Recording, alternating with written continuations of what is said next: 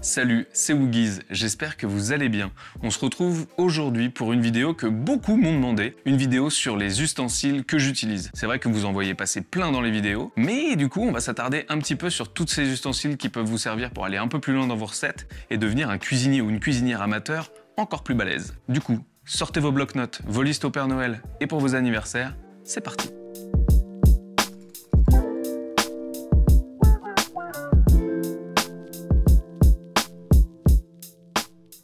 Évidemment, on va pas faire une liste exhaustive parce que j'aurais pu vous sortir toute ma cuisine et on en avait pour une vidéo de 2 heures. Mais là, on va faire un peu les ustensiles de base qui peuvent être super utiles. Ils sont pas tous indispensables. Je pense notamment aux petits électroménagers, que ce soit blender, mixeur plongeant ou bien le KitchenAid. C'est des choses que vous pouvez vous procurer un peu plus tard. Mais vous allez voir, il y a plein d'ustensiles qui vont vous donner des idées et qui vont surtout vous donner envie d'aller plus loin en cuisine. L'avantage de tous les ustensiles qu'on va voir aujourd'hui, c'est qu'ils vont vous permettre d'être encore plus efficace et plus optimisé dans tout ce que vous faites. Une petite plaque, une petite microplane, ça va vous permettre tout de suite d'aller beaucoup plus loin et de faire des choses beaucoup plus précises. Du coup, on attaque tout de suite avec la première famille. Commençons par mes petits chouchous, les couteaux. Concrètement, si vous avez besoin que d'un ustensile, c'est bien celui-là. On peut tout faire avec, enfin presque tout. Aujourd'hui, je vous présente les 5 que j'utilise le plus. Évidemment, tout ce qu'on va dire aujourd'hui n'est pas une règle absolue, c'est totalement subjectif. Et donc on commence avec le fameux couteau à pain, qui, comme son nom ne l'indique pas, ne sert pas qu'à couper du pain. Parfait pour une porchetta ou une viande feuilletée par exemple. Ensuite, le couteau de cuisine. Avec cette belle courbe et cette lame plutôt fine, il est ultra polyvalent. Ce sera votre meilleur allié pour la découpe des légumes par exemple. Ensuite, j'ai la chance d'avoir ce fameux brut de forge. En plus d'être magnifique, il a une lame ultra résistante et sa tenue en main est parfaite. Bien aiguisé, il vous permettra d'être ultra efficace. Pour couper la viande, c'est idéal également. En parlant de couper de la viande, voici mon couteau désosseur. On l'utilise un peu moins, mais par contre, je vous jure, si vous commencez à découper des poulets ou des pièces de viande un peu importantes, ce sera votre meilleur allié. Avec sa lame arrondie, souple et super fine, vous pourrez vous glisser dans tous les recoins. Pour finir, voici le petit couteau d'office. Attention, c'est un vrai petit rasoir. Il sera parfait pour des petites découpes et des découpes de précision. Il faut donc toujours l'avoir à côté de soi. On va maintenant passer à un essentiel. Ça peut paraître super évident, mais je vous jure que c'est très important. Nous allons parler des planches à découper. C'est que ça rime tout ça en plus. On commence par la grosse planche en bois. Elle va vous permettre d'être super stable, de découper des grosses pièces de viande ou bien des légumes et d'être à l'épreuve du temps. Vous pouvez même carrément la porter sur la table, ça fait partie du dressage. Pensez à bien la laver et à l'entretenir avec de l'huile. Si vous devez n'en garder qu'une, pensez à celle-là. Elle est en plastique dur, mais elle reste ultra légère. Vous allez pouvoir enchaîner les découpes sans lui faire mal. Elle se nettoie super facilement et ça c'est génial. Et malgré les coups de couteau, elle sera toujours aussi belle. Petite astuce pour avoir une planche bien stable. On place un essuie humide juste en dessous, entre la surface de travail et la planche. Et voilà, magie, ça bouge plus. Et on va enchaîner avec un gros sujet, les économes. J'espère ne pas générer une 3e guerre mondiale dans les commentaires, mais c'est cette forme rasoir qui est la mieux. Non, mais je veux rien entendre, les trucs tout droits là, tout nuls, c'est naze. Évidemment, je rigole, chacun fait ce qu'il veut, mais alors moi, cette forme, je la trouve d'une efficacité redoutable. Ça, c'est bonus, mais ça fait toujours plaisir, l'économe julienne. Il a donc la même forme que l'économe rasoir, mais avec des petites dents supplémentaires. Il va vous permettre de découper en un seul passage des légumes en julienne. Pour des pickles ou pour garnir des sushis par exemple, c'est incroyable. Les morceaux sont parfaitement réguliers, c'est incroyable. On s'attaque à une grosse partie, la cuisson. Bon, là j'ai sorti tout mon placard, mais je pense que c'est important. C'était impossible de faire un choix. On commence par la marmite. Clairement, c'est utile pour beaucoup de choses. Un bouillon, l'eau des pâtes, une soupe. Je vous conseille tout de suite de prendre plutôt un grand volume, comme ça vous n'êtes pas limité. Car oui, pour les pâtes par exemple, il faut un grand volume d'eau. On enchaîne avec la petite casserole. Clairement, ça sert à tout.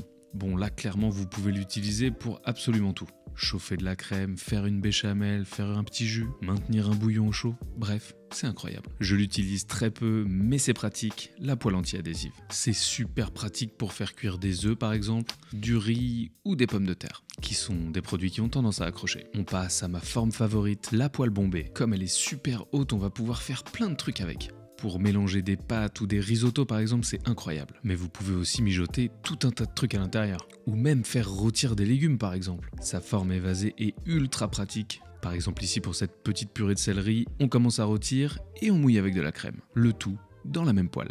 Et ça, c'est magique. Voici ensuite l'une des plus vieilles poêles de Woogies, la sauteuse. Je vous laisse faire le tour de mes vidéos, mais je l'utilise absolument partout. Elle a un fond plat, mais des rebords évasés.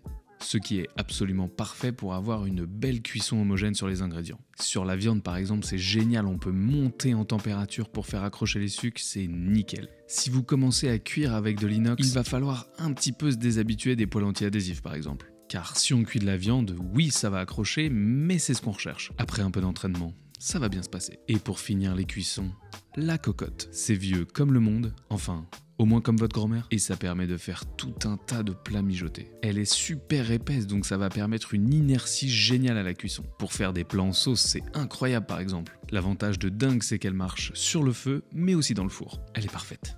Et c'est parti, on enchaîne avec la famille suivante, que je vais appeler petit électroménager. Eh ouais, c'est une passion qui prend de la place, hein. Alors on commence avec le KitchenAid. Au vu du prix, je vous rassure, il est facultatif. Mais par contre, c'est absolument génial. On peut pétrir du pain, fouetter des crèmes, et il y a une multitude d'accessoires qui vous permettent de faire plein de choses. Un hachoir à viande ou bien un laminoir. Bref, c'est ultra complet et ça va vous permettre de faire plein de choses en cuisine. Et voici le blender. Si vous me suivez, vous savez que je l'utilise pas mal. Car oui, ça ne sert pas qu'à faire des soupes. Ici, une huile verte par exemple. Hacher finement des herbes fraîches, faire une magnifique purée bien lisse ou mixer des champignons. Ça peut être une alternative si vous n'avez pas la place. Et si vous avez la place, ça va vous permettre de faire moins de vaisselle. Le mixeur plongeant, ultra pratique, on mixe direct dans la casserole. Et voici les ustensiles que j'utilise dans les 3/4 de mes vidéos, les microplanes. Depuis que j'ai découvert ça, ma vie a changé. Enfin, juste en cuisine, hein, c'est déjà pas mal. J'en ai plusieurs parce que je suis un gros fanboy. La plus large est très pratique pour râper du fromage par exemple. Celle-ci, la plus fine, je l'utilise absolument tout le temps. D'ailleurs, petite anecdote, c'est la même depuis 2 ans et elle n'a pas bougé. Vous allez pouvoir râper de l'ail ultra finement, mais aussi du gingembre ou zester des agrumes, c'est incroyable. La dernière est facultative, mais bien cool. Elle a plein de facettes qui permettent des découpes ultra différentes. Les mêmes que sur les 2 râpes précédentes par exemple, mais plein d'autres qui vous permettront notamment de râper des légumes. Ultra pratique pour faire des pommes paillasson par exemple, ou râper des concombres pour un tzatziki, des carottes pour une salade, bref. Le champ des possibles est total. Bon, celle-ci, c'est un peu la famille fourre-tout, mais vous allez voir, c'est génial. C'est des ustensiles que j'utilise absolument tout le temps et dont j'arrive plus à me passer. La petite et la grande pince par exemple pour les dressages, c'est incroyable. Avec la grande par exemple, j'adore enrouler les spaghettis pour un dressage laser. Mais ça permet également de récupérer plein de trucs. Ça, c'est ce que j'appelle ma pince de maître kebabier. En gros, c'est une seconde main. Son mécanisme sur ressort permet d'accrocher ultra bien les aliments. Donc indispensable pour cuire des grosses pièces. Pour la cuillère en bois, ça peut paraître évident, mais je vous jure qu'il vous en faut une. Ça permet de mélanger, mais aussi de gratter le fond des poêles et des casseroles pour récupérer les sucs. Ça, c'est mon petit presse-agrumes. Il est ultra pratique, principalement parce qu'il est très pratique à nettoyer. Et regardez-moi cette efficacité. En une pression avec les mains, on fait sortir le jus d'un demi-citron. Le fameux fouet. Wapa! Bon, je vous fais pas la liste, mais pour une mayo, des blancs en neige, une vinaigrette, c'est indispensable. Vous allez voir, son nom est chelou, mais c'est sympa, l'araignée. Clairement, je suis devenu un autre homme depuis que j'ai découvert ça pour faire des pâtes. Ça permet d'éviter la case passoire, donc de transférer directement les pâtes dans la sauce, tout en conservant l'eau de cuisson. Et voici 3 nouveaux petits ustensiles. La passoire à maille fine, grâce à elle, vous perdrez plus un grain de riz ou de pâte. Et vous pourrez faire plein d'autres trucs, filtrer une huile par exemple, ou même un bouillon. Évidemment, on peut prendre le petit format, avec des mailles encore plus fines pour filtrer les particules. Si jamais vous avez envie de vous chauffer sur les cocktails, c'est clairement très cool. Et le dernier de cette famille, c'est le presse-purée. Ce modèle est beaucoup trop génial, il prend pas beaucoup de place, les grilles peuvent se changer, et vous pouvez passer tous vos légumes. Ici, des pommes de terre pour une purée ou des gnocchis. Voici l'avant-dernière famille, les balances. On commence avec la balance de précision. Pour une pâte à pizza par exemple, vous avez besoin de 0,15 g de levure. Je vous garantis que vous en aurez besoin. Et ça, c'est une balance classique qui vous permettra de peser tous vos ingrédients. Farine, sucre, beurre, liquide. Et voilà, je pense qu'on attaque la dernière partie. Et pas des moindres car ce sont mes petites chouchoutes, mes plaques en inox. Ici, j'ai 3 formats qui me servent pour absolument tout, en fonction de la quantité dont j'ai besoin. Pour de la viande au four par exemple, la porchetta, le format moyen. Je l'utilise également pour toutes mes mises en place et mes découpes de légumes. Enfin vous avez compris, vous pouvez mettre tout ce que vous voulez dedans. Oh tiens, il reste une toute dernière famille, les culs de poule. Ouais, le nom est drôle hein. Et comme les plaques en inox, elles vont vous servir absolument tout le temps. J'ai 3 formats, un petit, un moyen et un grand, avec lequel je vais pouvoir mélanger tout ce que je veux. Et ce qui est cool, c'est qu'on peut faire les préparations, des sauces, des vinaigrettes ou même du pain, et on peut les entreposer directement dedans au frigo. C'est parfait ça. J'espère que vous avez kiffé ce nouveau téléachat Next Generation. Je ne suis pas sponsorisé pour cette vidéo, c'est des produits que j'adore, que j'utilise tous les jours. J'espère qu'ils vous plairont. Évidemment, vous n'êtes pas obligé de reprendre les marques précisément que j'évoque dans la vidéo. Faites-vous plaisir, n'hésitez pas à me poser toutes vos questions en commentaire, j'y répondrai. La liste des ustensiles détaillée est dans la description. N'oubliez pas de vous abonner, de liker, de partager cette vidéo ou même de l'envoyer à la personne qui doit vous offrir ces ustensiles. À très vite. Ciao.